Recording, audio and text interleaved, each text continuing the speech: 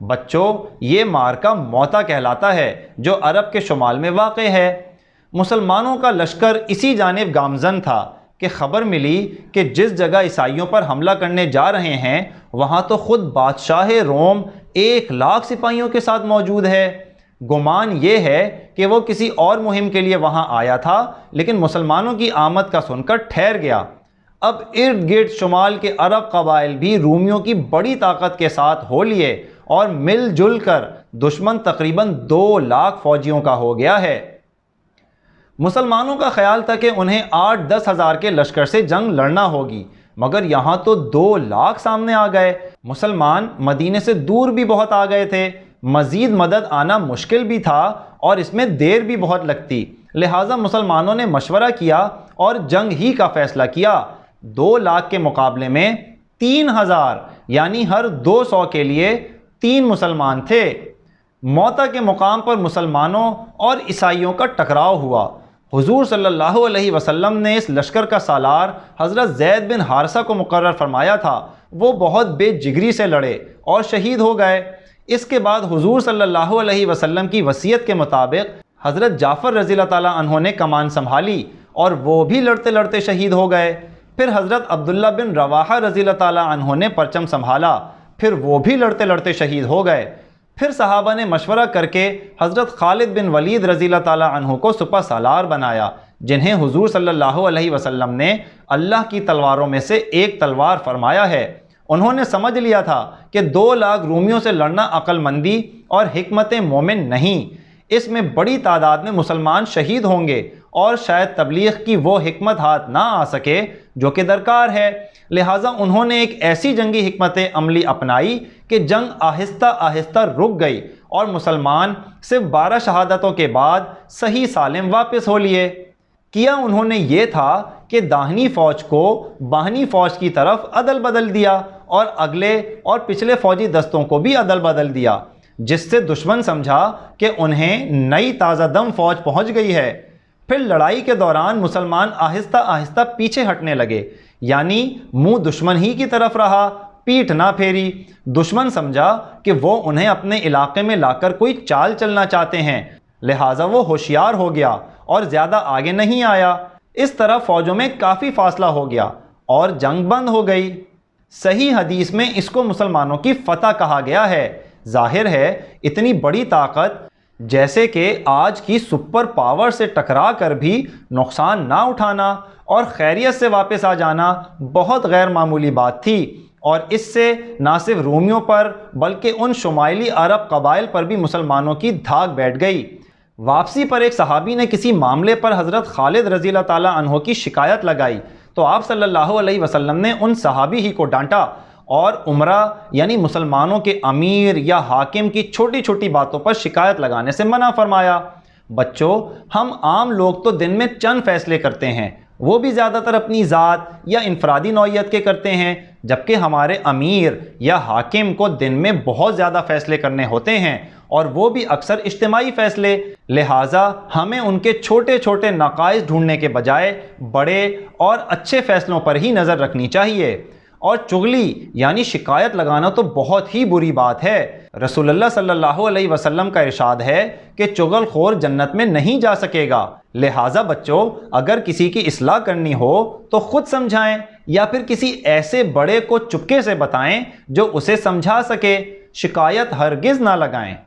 موتا کے مارکے کے بعد جب عیسائیوں کا لشکر وہاں سے چلا گیا تو حضور صلی اللہ علیہ وسلم نے ان شمالی عرب قبائل کے لیے جو عیسائیوں سے مل گئے تھے سیریا بھیجا، جس کا اصل مقصد ان قبائل کو اسلام کی دعوت دینا اور دوست بنانا تھا، اور جو نہ مانے اس سے جنگ کرنا تھا۔ اس کو سیریا ذات السلاسل کہتے ہیں، اور اس کے ذریعے کئی قبائل مسلمانوں کے حامی بنے اور ان لڑائیوں میں کوئی خاص نقصانات بھی نہ ہوئے۔ پیارے بچوں، شمال میں اسلام کے بیج بو دینے کے بعد اب وقت آ گیا تھا کہ جنوب مدینہ میں کی گئی 20 سال کی محنتوں کا پھل کاٹا جائے۔ اللہ نے اس کا ذریعہ یہ بنایا کہ بنو بکر نامی قبیلے کے چند نوجوانوں نے بنو خزاعہ نامی قبیلے کے لوگوں پر حملہ کر دیا اور ان کے کافی لوگ مار دیے۔ خزاعہ والے مسلمانوں کے حلیف تھے اور بنو بکر قریش کے، اور صلح حدیبیہ کی روح سے ان میں جنگ ممنوع تھی۔ حد یہ ہوئی کہ قریش نے ہتھیاروں سے بنو بکر کی مدد بھی کی۔ اس بات کی خبر لے کر بنو خزاعہ حضور صلی اللہ علیہ وسلم کے پاس مدینہ پہنچے تو حضور صلی اللہ علیہ وسلم نے انہیں مدد کی تسلی دی۔ ادھر مکہ والوں کو اپنی غلطی کا احساس ہو گیا۔ وہ مسلمان جن کی شان و شوکت وہ عمرہ قضا میں دیکھ چکے تھے اور جو 2 لاکھ رومیوں سے لڑ کر صحیح سلامت واپس آ گئے تھے، اگر ان کی طرف رخ کرتے تو ان کا جینا مشکل کر دیتے۔ ان کے بڑے بڑے سردار بدر، احد اور غزوہ احزاب میں مارے جا چکے تھے۔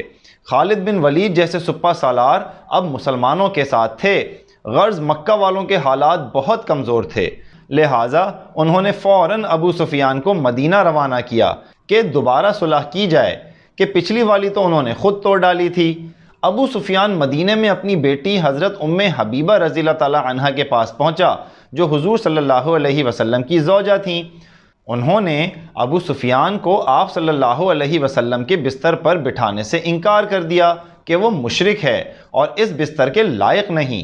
دیکھا بچوں، کیسا تھا مسلمانوں کا جذبہ اور کتنی نفرت تھی مشرکوں سے کہ وہ اللہ کے دشمن تھے، چاہے والد یا رشتہ دار ہی کیوں نہ ہوں۔ ہمیں بھی اس بات کا خاص خیال رکھنا چاہیے اور کسی غیر مسلم، کافر یا مشرک کو اپنا آئیڈیل یا پسندیدہ فرد نہیں بنانا چاہیے، چاہے وہ کتنا ہی اچھا کھلاڑی یا فنکار کیوں نہ ہو۔ البتہ اسلام کی دعوت دینے کے لیے اس سے خیر خواہی ضرور ہونی چاہیے۔ تو بچوں، ابو سفیان حضور صلی اللہ علیہ وسلم کے پاس پہنچا اور تجدید صلح کی بات کی۔ آپ صلی اللہ علیہ وسلم نے اسے کوئی جواب نہ دیا تو وہ حضرت ابو بکر، حضرت عمر، حضرت علی، یہاں تک کہ حضرت فاطمہ رضی اللہ تعالیٰ عنہم کے پاس پہنچا اور حضرت حسن رضی اللہ تعالیٰ عنہ کا واسطہ دیا، لیکن آپ صلی اللہ علیہ وسلم کے مقابلے پر بھلا کون سفارش کرتا؟ حضرت علی رضی اللہ تعالیٰ عنہ نے اسے وہاں سے ٹالنے کے لیے مشورہ دیا، جس پر اس نے مسجد نبوی میں آ کر اعلان کیا کہ میں صلح بحال کرتا ہوں، اور وہاں سے لوٹ گیا۔ جب مکہ پہنچ کر اپنا یہ کارنامہ بتایا تو دوسروں نے اس کو سخت بیوقوف کہا، کیونکہ بھلا دوسری جانب سے جواب آئے بغیر بھی کوئی صلح بحال ہوتی ہے۔ حضور صلی اللہ علیہ وسلم نے ایک چھوٹا سا سریہ مکے سے دور کی جانب بھیجا تاکہ خبری اور دشمن اس طرف متوجہ ہو جائیں، اور خود بھی اس کے پیچھے 10,000 صحابہ رضی اللہ تعالیٰ عنہم کا لشکر لے کر روانہ ہو گئے۔ دوسرے یہی سمجھے کہ یہ اس سریے کے پیچھے ہیں، اور اسی لیے مکہ میں اس کے خلاف کوئی تیاری نہ ہو سکی، یہاں تک کہ آپ صلی اللہ علیہ وسلم کا لشکر مکہ کے سر پر پہنچ گیا۔ جہاں مسلمان اتنی بڑی تعداد میں اتنے اہم معرکے پر جا رہے تھے، وہیں خدا سے تعلق اور مدد طلب کرنے کا یہ حال تھا کہ حضور صلی اللہ علیہ وسلم اور اکثر صحابہ رضی اللہ تعالی عنہم روزے سے تھے۔ حضور صلی اللہ علیہ وسلم کے حکم سے ہر سپاہی نے الگ الگ چولہے کے لیے آگ لگائی، اور یوں میدان میں تقریباً 10,000 آگ کے الاؤ روشن ہو گئے۔ حضور صلی اللہ علیہ وسلم کے چچا حضرت عباس رضی اللہ تعالی عنہ، جو مسلمان تو ہو ہی چکے تھے، اپنے گھر والوں کے ساتھ مدینہ ہجرت کر رہے تھے، مسلمانوں کے لشکر میں شامل ہو گئے۔ وہ حضور صلی اللہ علیہ وسلم کے سفید خچر پر سوار خبر گیری کے لیے نکلے تو انہوں نے ابو سفیان کی آواز سنی، جو اس لشکر کو دور سے دیکھ کر اندازہ لگانے کی کوشش کر رہا تھا کہ یہ کون لوگ ہیں۔ حضرت عباس رضی اللہ تعالی عنہ نے بتا دیا کہ یہ حضور صلی اللہ علیہ وسلم اپنے لشکر کے ساتھ ہیں اور اب قریش کی خیر نہیں۔ حضرت عباس رضی اللہ تعالی عنہ کی باتوں سے ابو سفیان کا دل کافی نرم ہو گیا۔ انہوں نے اسے حضور صلی اللہ علیہ وسلم سے ملوایا تو تھوڑی ہی دیر میں انہوں نے اسلام قبول کر لیا۔ لہٰذا اب ہم ابو سفیان کو ابو سفیان رضی اللہ تعالی عنہ کہیں گے۔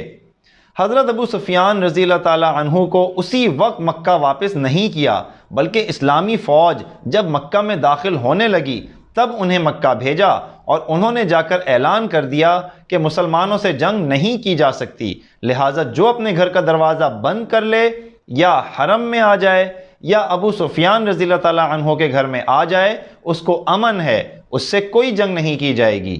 چند جوشیلے اور اوباش لڑکوں کے علاوہ کسی مکہ والے نے ہتھیار نہ اٹھائے۔